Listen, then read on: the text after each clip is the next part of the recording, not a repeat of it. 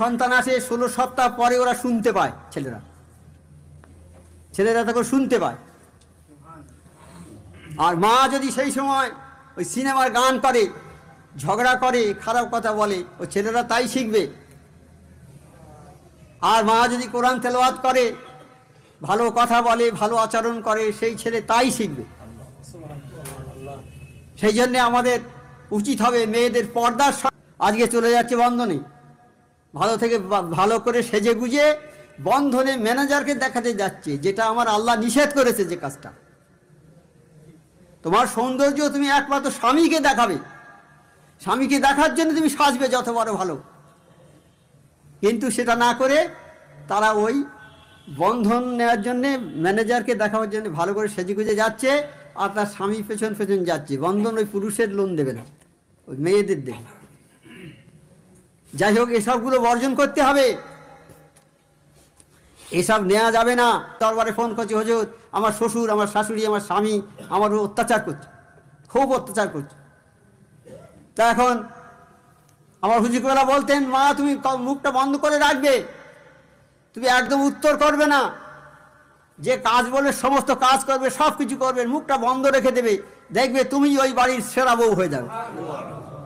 আমরা তখন বুঝতে পারিনি আমার হুজুররা এই কথাটা, আমার হুজুররা হয়তো এই কথা বলতেন, সবল সিং হুজুররা হয়তো বলতেন এই কথাটা, আমরা এই কথাটা বুঝতে পারিনি।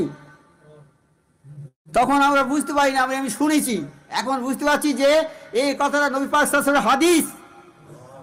নবী সাল্লাল্লাহু আলাইহি ওয়াসাল্লাম বলেছে তোমার জবানকে সংযত রাখো, বন্ধ রাখো। ওই মেয়েটার কথা আর বলে না, যা বলে চুপ করে থাকে। কিছুদিন পরে বলছে আমার এই বউটা সবচেয়ে ভালো। তাইলে আল্লাহর হুকুম মানতে হবে, তবে তুমি ভালো হবে। আল্লাহর হুকুমের বাইরে চলবে। আগুন জ্বলছে, সেখানে যদি কেরোসিন ঢেলে দাও, ঘি ঢেলে দাও, তাহলে কি হবে আগুনটা? তা যে মেয়েটা আগুন হয়ে রয়েছে, তা তার উপরে যদি তুমি আগুন হয়ে যাও, তাহলে হবে কীরকম? আর দাও দাও করে জ্বলে উঠবে। ও যখন আগুন হয়েছে, তোমাকে পানি হতে হবে, তবে সংসারে শান্তি আসবে। আমাদের পুরুষ, আমাদেরও কিছুটা সহ্য করতে হবে, কিছুটা ধৈর্য ধরতে হবে। আমাদের শাশুড়িদেরও বলতে হবে। শাশুড়িদের দোষ হচ্ছে এই, শাশুড়িরা আজকে যারা শাশুড়ি হয়েছে, তারা কি একদিনে হয়েছে? তারা তো এরকম বউ ছিল।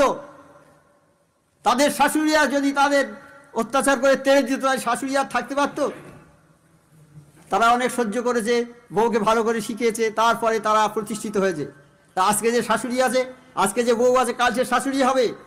তা যে বউটা শাশুড়ির অত্যাচার করে, তার জানা উচিত আমি আজকে শাশুড়ির অত্যাচার করছি, কালকে আমার অত্যাচারিত হতে হবে। মেয়েরা যদি 4টা কাজ করে, 5 ওয়াক্ত নামাজ বিনা কাজায় পড়বে, রমজান মাসে রোজাটা পুরো করবে, আর যদি স্বামী শ্বশুরের সেবা করবে, আর যদি পর্দার সঙ্গে থাকে, এই 4টে কাজ যদি মেয়েরা করে, তারা বেহিসাব জান্নাতি হবে। বলছে, হে আল্লাহ, বৃষ্টি হয় না কেন? আমার উম্মতের কষ্ট হচ্ছে। এ তো আপনার বান্দা, আল্লাহ আপনার কষ্ট হয় না? তো সে কষ্ট হয় ঠিকই, কিন্তু তোমার ওর মধ্যে এমন লোক আছে যারা এর কথা ওর লাগায়, ওর কথা ওর লাগায়। আর হ্যাঁ, এই 5 রকম লোককে আল্লাহ কাল কিয়ামতের ময়দানে তাদের দিকে ফিরে তাকাবে না। 1 নম্বর হলো যারা ওই এর কথা ওর লাগায়, অর্থাৎ তালাতালি করে, একজনের কথা নিয়ে আরেকজনের বলে, হ্যাঁ, আর কিছু দান করার পরে খোঁটা দেয়, এই 1 নম্বর লোক। তা এর মধ্যে ওই রকম লোক আছে যারা একজনের কথা একজনের লাগায়, চগলখুরি করে, সেই জন্যে বৃষ্টি হয় না। আমি দিই না, সেই জন্য বৃষ্টি। বলে আল্লাহ দেবেন না? বলে না, দেবো না বৃষ্টি। বলে তুমি এক কাজ করো, বলে আল্লাহ আমি তো জানি নেই কে আছে ওর মধ্যে ওই রকম লোক, আপনি বলে দিন না। বলে আমি, আর আমার মোর্শেদ আজম গাজী রহমতুল্লাহ সেই নামাজটা আমাদের প্রেসক্রিপশন করে দিলেন। ইনি তো হচ্ছেন আমাদের রুহানি ডাক্তার। আমাদের রোগ হলে তো আমরা ডাক্তারের কাছে যাই, আমাদের শরীরের রোগ হলে আমরা ডাক্তারের কাছে যাই। ডাক্তার শরীর সম্বন্ধে অভিজ্ঞ, সে শরীর দেখে এটা করে, ফটো করে, এটা করে, সেটা করে কি হয়েছে রোগ নির্ণয় করে ওষুধ দেয়। আর যখন আমাদের দিলের রোগ হবে, দিলের রোগ হয়, দিলের রোগের কি লক্ষণটা কি? তখন নামাজ ভালো লাগবে না, রোজা করতে ভালো লাগবে না, হালাল মাল খেতে ভালো লাগবে না, ভালো কাজ করতে ভালো লাগবে না, যত খারাপ কাজ করতে ভালো লাগবে, তখন বুঝতে হবে যে দিলের রোগ হয়েছে। তাই দিলের রোগ হলে কোথায় যাবে? ওই এমবিবিএস ডাক্তারের কাছে গেলে দিলের রোগ সারাতে পারবে? এমবিবিএস ডাক্তার তো শরীরের ডাক্তার, দিলের কি করে ডাক্তার হবে? প্রতিদিন যদি কোনো মানুষ 20 বার মৃত্যুর কথা স্মরণ করে, একটা শহীদের সমান সওয়াব পাবে। একটা শহীদের সমান। যে শহীদের সওয়াবটা কি?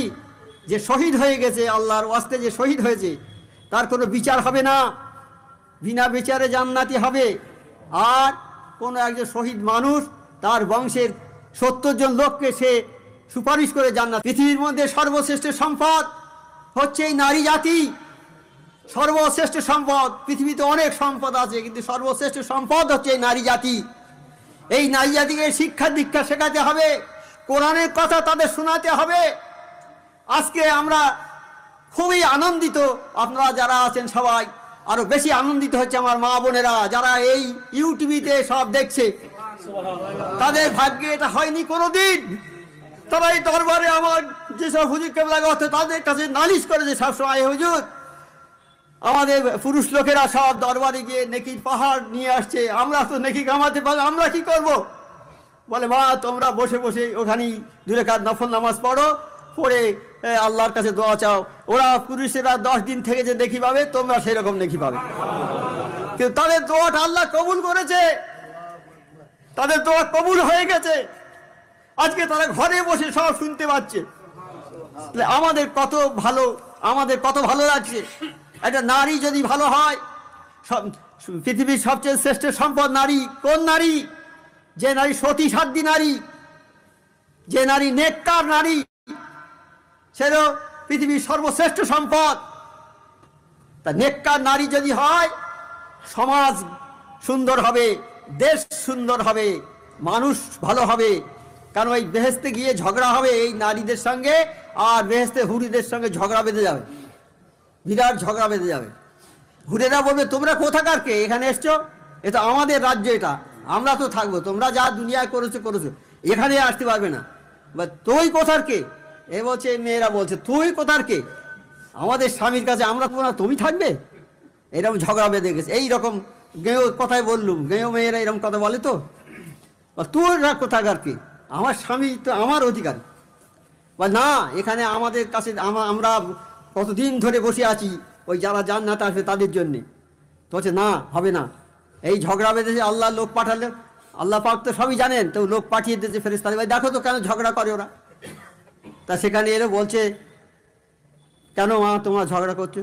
বল দেখো আমরা, আমাদের পেটে হয়েছে নবী পাক সাল্লাল্লাহু আলাইহি সাল্লাম, 1,24,000 পয়গম্বর আমাদের পেটে হয়েছে,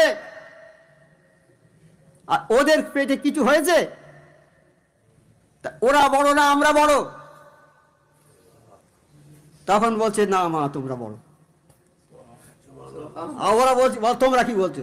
ওদের মাসে মাসে পিরিয়ড হয়, ওদের শরীর অপবিত্র হয়, ওরা কাজ করে, গায়ে ধুলোবালি লাগে, ঘাম হয়, এ হয় সে হয়, ওদের শরীর কালো হয়ে যায়।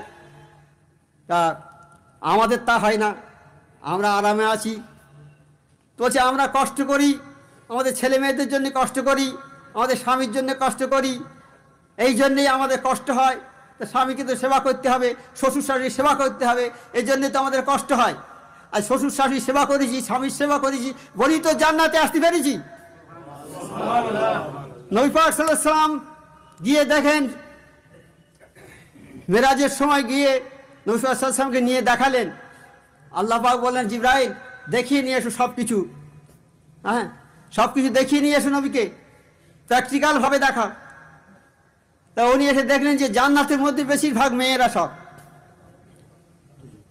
তা জিজ্ঞেস করে, হে জিবরাইল এই মেয়েরা বেশিরভাগ জান্নাতে জাহান্নামে কেন? তো হচ্ছে এরা খুব মানে স্বামীর প্রতি খুব অন্যায় ব্যবহার করে, স্বামীর প্রতি সঙ্গে খারাপ ব্যবহার করে, এরা স্বামী আর বিভিন্ন দোষারোপ করে, সব সময় দোষারোপ করে, এরা খুব দোষারোপ করে, খারাপ কথা বলে। হ্যাঁ, এই জন্যে এরা জাহান্নামী হয়েছে। মেয়েরা যদি 4টা কাজ করে, 5 ওয়াক্ত নামাজ বিনা কাজায় পড়বে, রমজান মাসে রোজাটা পুরো করবে, আর যদি স্বামী শ্বশুরের সেবা করবে, আর যদি পর্দার সঙ্গে থাকে। এই চারটে কাজ যদি মেয়েরা করে তারা বেহিসাব জান্নাতি হবে। হ্যাঁ, আদর্শ নারী সেই, তার দিকে যখন তার স্বামী চাইবে, স্বামী সন্তুষ্ট হয়ে যাবে, সেই মেয়ে আদর্শ নারী। হ্যাঁ, সেই মেয়ে হচ্ছে উত্তম নারী, সেই হ্যাঁ নেককার নারী, সেই যে তার স্বামীর কথায় ওঠে বসে, স্বামী যা বল তাই করে। স্বামী যদি খারাপ যদি কোনো কিছু বলে আর উত্তর করবে না, চুপ থাকবে, সে কাজ করবে না, চুপ থাকবে। আর শ্বশুর শাশুড়ির সেবা করবে। এই কাজ যদি করে আর পর্দার সঙ্গে যদি থাকে, তাহলে সেই মেয়ে হচ্ছে সতী সাধ্বী মেয়ে। তার পেটে যে সন্তান হবে সে ভালো হবে। মেয়েদের পেটে যখন সন্তান আসে, ওই সন্তান 16 সপ্তাহ পরে মেডিকেল বলছে, WHO ওয়ার্ল্ড হেলথ অর্গানাইজেশন বলছে যে মায়েদের পেটে যখন সন্তান আসে 16 সপ্তাহ পরে ওরা শুনতে পায়। ছেলেরা তখন শুনতে পায়। আর মা যদি সেই সময় ওই সিনেমার গান করে, ঝগড়া করে, খারাপ কথা বলে, ওই ছেলেরা তাই শিখবে। আর মা যদি কোরআন তেলাওয়াত করে, ভালো কথা বলে, ভালো আচরণ করে, সেই ছেলে তাই শিখবে। সেই জন্যে আমাদের উচিত হবে মেয়েদের পর্দার সঙ্গে থাকা। পর্দার সঙ্গে থাকা। আজকে মেয়েরা থাকছে না পর্দার সঙ্গে, আজকে চলে যাচ্ছে বন্ধনে। ভালো থেকে ভালো করে সেজে গুজে বন্ধনে ম্যানেজারকে দেখাতে যাচ্ছে, যেটা আমার আল্লাহ নিষেধ করেছে। যে কাজটা, তোমার সৌন্দর্য তুমি একমাত্র স্বামীকে দেখাবে, স্বামীকে দেখার জন্য তুমি সাজবে যত বড় ভালো। কিন্তু সেটা না করে তারা ওই বন্ধন নেওয়ার জন্যে, ম্যানেজারকে দেখাবার জন্য ভালো করে সেজে গুজে যাচ্ছে, আর তার স্বামী পেছন পেছন যাচ্ছে। বন্ধন ওই পুরুষের লোন দেবে না, ওই মেয়েদের দেবে। যাই হোক, এসবগুলো বর্জন করতে হবে, এসব নেওয়া যাবে না। আর এই পর্দার সঙ্গে থাকতে হবে মেয়েদের। আর 5 ওয়াক্ত নামাজ জিয়া পড়তে হবে, শ্বশুর শাশুড়ির সেবা যত্ন করতে হবে। হ্যাঁ, মেয়েরা শ্বশুর শাশুড়ির সেবা করতে চায় না, যার জন্য আজকে বৃদ্ধাশ্রম হয়েছে এখানে। যাতে আর যদি আমরা এখন থেকে যদি সব মেয়েরা স্বামীকে ভালোবাসি, শ্বশুরকে ভালোবাসি, শাশুড়িকে ভালোবাসি, তাহলে আর বৃদ্ধাশ্রম দরকার হবে না। তাহলে আমাদের জন্য বৃদ্ধাশ্রম হচ্ছে, আমাদের তার জন্য শাস্তি হবে। যাতে না হয়, আমাদের সংশোধন হতে হবে, এখন থেকে সংশোধন হতে হবে। আর মেয়েদেরও সংশোধন হতে হবে। আবার মেয়েরা, মা বোনেরা যেন সংশোধিত হয়। তারা আজ থেকে যেন স্বামীকে সেবা করে, শ্বশুর শাশুড়িকে যত্ন করে। সংসারে অনেক মেয়েরা আসছে, দরবারে ফোন করছে, হুজুর আমার শ্বশুর, আমার শাশুড়ি, আমার স্বামী আমার অত্যাচার করছে, খুব অত্যাচার করছে। তা এখন আমার হুজুরবেলা বলতেন, মা তুমি মুখটা বন্ধ করে রাখবে, তুমি একদম উত্তর করবে না। যে কাজ বলে সমস্ত কাজ করবে, সব কিছু করবে, মুখটা বন্ধ রেখে দেবে, দেখবে তুমি ওই বাড়ির সেরা বউ হয়ে যাবে। আমরা তখন বুঝতে পারিনি আমার হুজুরকে এই কথাটা। আমার হুজুরকে হয়তো এই কথা বলতেন, সবল সিং হুজুর হয়তো বলতেন এই কথাটা, আমরা এই কথাটা বুঝতে পারিনি। তখন আমরা বুঝতে পারিনি, আমি শুনেছি। এখন বুঝতে পারছি যে এই কথাটা নবী পাক সাল্লাল্লাহু আলাইহি ওয়াসাল্লামের হাদিস। নবী সাল্লাল্লাহু আলাইহি ওয়াসাল্লাম বলেছে তোমার জবানকে সংযত রাখো, বন্ধ রাখো।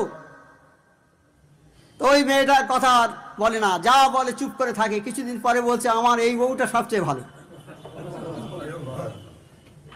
তাইলে আল্লাহর হুকুম মানতে হবে, তবে তুমি ভালো হবে। আল্লাহর হুকুমের বাইরে চলবে। আগুন জ্বলছে, সেখানে যদি কেরোসিন ঢেলে দাও, ঘি ঢেলে দাও, তাহলে কি হবে আগুনটা?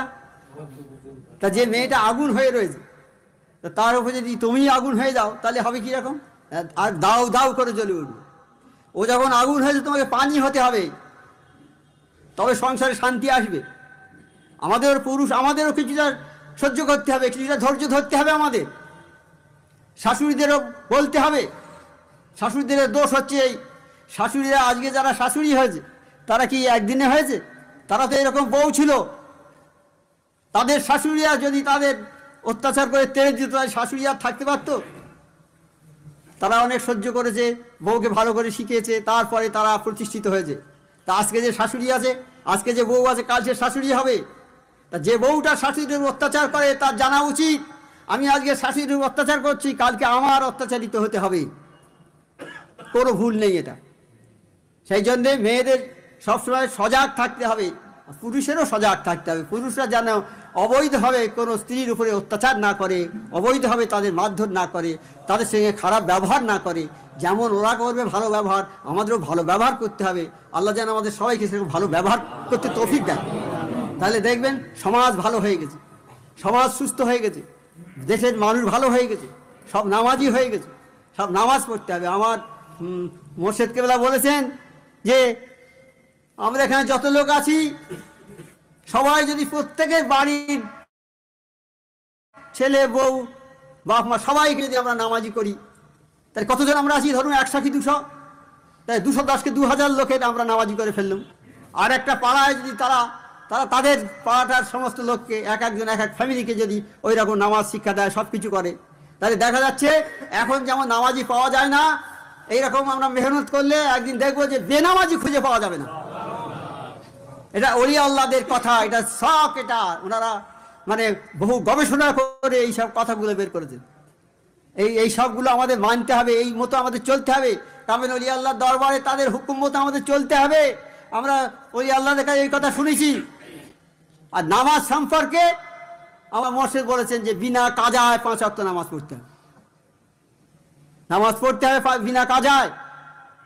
আমরা নামাজটা পড়বো, আমাদের মোর্শেদগণ দেখিয়ে দিয়ে গেছে, জীবন দিয়ে দেখিয়ে দিয়ে গেছেন। সুবি সাবর সিংহ হুজুর রহমতুল্লাহের সময় আমরা ওনার কাছে থাকতাম, ওনার 104 ডিগ্রি জ্বর, টাইফয়েড হয়েছে, নামাজ কামাই নেই, উঠতে পারে না, ধরে 2 জন 3 জন 4 জন করে ধরে নিয়ে বসিয়ে দিচ্ছি, নামাজ পড়ছি, কোনোদিন নামাজ হয়নি, জীবনের শেষ মুহূর্ত পর্যন্ত নামাজ পড়ে গেছে। হ্যাঁ, এখানে যেদিন উনি পুশিদা হন, জোহরের নামাজ পড়ার পরই পুশিদা হয়েছে। আমার নবী পাক সাল্লাল্লাহু আলাইহি ওয়াসাল্লাম শয্যায় শুয়ে আছে, মৃত্যু শয্যায় শায়িত, তো উপদেশ দিচ্ছে নামাজ নামাজ নামাজ, তোমরা সবাই নামাজ পড়বে, সবাই নামাজ পড়বে। তিনি নামাজের কথা বারবার বলছেন, নামাজের কথা বারবার বলছেন। আর আমার মোর্শেদ আজম গাজী রহমতুল্লাহ সেই নামাজটা আমাদের প্রেসক্রিপশন করে দিলেন। ইনি তো হচ্ছেন আমাদের রুহানি ডাক্তার। আমাদের রোগ হলে তো আমরা ডাক্তারের কাছে যাই, আমাদের শরীরের রোগ হলে আমরা ডাক্তারের কাছে যাই। ডাক্তার শরীর সম্বন্ধে অভিজ্ঞ, সে শরীর দেখে এটা করে, ফটো করে, এটা করে, সেটা করে কি হয়েছে রোগ নির্ণয় করে ওষুধ দেয়। আর যখন আমাদের দিলের রোগ হবে, দিলের রোগ হয়, দিলের রোগের কি লক্ষণটা কি? তখন নামাজ ভালো লাগবে না, রোজা করতে ভালো লাগবে না, হালাল মাল খেতে ভালো লাগবে না, ভালো কাজ করতে ভালো লাগবে না, যত খারাপ কাজ করতে ভালো লাগবে। তখন বুঝতে হবে যে দিলের রোগ হয়েছে। এই দিলের রোগ হলে কোথায় যাবে? ওই MBBS ডাক্তারের কাছে গেলে দিলের রোগ সারাতে পারবে? MBBS ডাক্তার তো শরীরের ডাক্তার, দিলের কি করে ডাক্তার হবে? দিলের ডাক্তার হচ্ছে কামেল ওলি আল্লাহ, নবী পাক সাল্লাল্লাহু আলাইহি ওয়াসাল্লামের দিলের ডাক্তার। নবী পাক সাল্লাল্লাহু আলাইহি ওয়াসাল্লাম দিলের ডাক্তার। সেই নবী পাক সাল্লাল্লাহু আলাইহি ওয়াসাল্লামের দরবার থেকে আইসে বর্তমান জামানা পর্যন্ত নবী পাক সাল্লাল্লাহু আলাইহি ওয়াসাল্লাম নেই, এখন ওই দিলের চিকিৎসা করবে কামেল ওলি আল্লাহরা। তাই কামেল ওলি আল্লাহর দরবারে আসতে হবে, তাহলে তোমার দিলের বালা দূর হবে। দিলের বালা দূর করার জন্য কি স্কিম? যে তোমাকে 5 ওয়াক্ত নামাজ পড়তে হবে, আর কোরআন তেলাওয়াত করতে হবে, বেশি বেশি করে, বেশি বেশি করে কোরআন তেলাওয়াত করতে হবে। আর দিলের রোগ দূর হবে, মৃত্যুর কথা বেশি বেশি স্মরণ করতে হবে। আমাদের এক মহান সাহেব আজকে বোধ হয় না, গতকাল বয়ান করে বলছিলেন না, মানুষের দিলে মরিচা পড়ে, গুনাহ করার কারণে মরিচা পড়ে। দিলটা যেমন লোহা বাইরে পড়ে থাকলে মরিচা পড়ে না, তা আমরা যখন খারাপ কাজ করি তখন আমাদের দিলে একটা একটা করে দাগ হয়ে যায়, কালো হয়ে দিলটা ময়লা হয়ে যায়। এই দিল পরিষ্কার করার কি উপায় আছে? আল্লাহ নবীর কাছে বললেন, সাহাবারা, হে আল্লাহ নবী, দিল পরিষ্কার করার কি উপায়? আল্লাহ নবী বলেন, বেশি বেশি করে কোরআন তেলাওয়াত করা আর মৃত্যুর কথা স্মরণ করা। তারপর মোর্শেদ সুফি আজম গাজী রহমতুল্লাহ আলাইহি তিনি আমাদের সেই মোর্চা মোবারকবাদী মৃত্যুর কথা স্মরণ করার বলেছেন। প্রতিদিন 5 বার করে আমরা পড়ি ওইটা। হ্যাঁ, আর প্রতিদিন যদি কোনো মানুষ 20 বার মৃত্যুর কথা স্মরণ করে, একটা শহীদের সমান সওয়াব পাবে, একটা শহীদের সমান। যে শহীদের সওয়াবটা কি? যে শহীদ হয়ে গেছে, আল্লাহর ওয়াস্তে যে শহীদ হয়েছে, তার কোনো বিচার হবে না, বিনা বিচারে জান্নাতি হবে। আর কোনো একজন শহীদ মানুষ তার বংশের 70 জন লোককে সে সুপারিশ করে জান্নাতে নিয়ে যেতে পারবে। আর এই বর্তমান জামানায় এই সময়ে যদি কোনো মানুষ নবী পাক সাল্লাল্লাহু আলাইহি ওয়াসাল্লামের একটা সুন্নত পালন করে, তাহলে কি হবে? 100টা সমান শহীদের সওয়াব পাবে। তাহলে সে কতজন লোককে সুপারিশ করে জান্নাতে নিয়ে যেতে পারবে? কাজেই আমাদের মেনে চলতে হবে, সব মানতে হবে, নবী পাক সাল্লাল্লাহু আলাইহি ওয়াসাল্লামের সুন্নত মেনে চলতে হবে। নবী পাক যেমনভাবে কাজ করেছেন সেইভাবে আমাদের করতে হবে, তবেই তো আমরা পাবো। আল্লাহ যেন আমাদের সবাইকে তৌফিক দেয়। আর তওবা করতে হবে গুনাহ করলে। আমরা ধরুন এখানে 100 লোক আছে, তা মুসাল্লার সময় একটা ঘটনা, বৃষ্টি অনেক দিন হয় না, সবাই গিয়ে বলছে হে নবী আপনি একটু আল্লাহর কাছে দোয়া করুন না যাতে বৃষ্টিটা হয়। তা চলো সব মাঠে চলে যাই, গিয়ে নামাজ পড়ি। সবাই গিয়ে নামাজ পড়লো, একদিন নামাজ পড়ে দোয়া করলো, বৃষ্টি হলো না। তারপরের দিন গিয়ে আবার নামাজ পড়লো, বৃষ্টি হয়নি। তারপরের দিন আবার গিয়ে নামাজ পড়লো, বৃষ্টি হয়নি। বলছে হে আল্লাহ বৃষ্টি হয় না কেন? আমার উম্মতের কষ্ট হচ্ছে। এ তো আপনার বান্দা, আল্লাহ আপনার কষ্ট হয় না?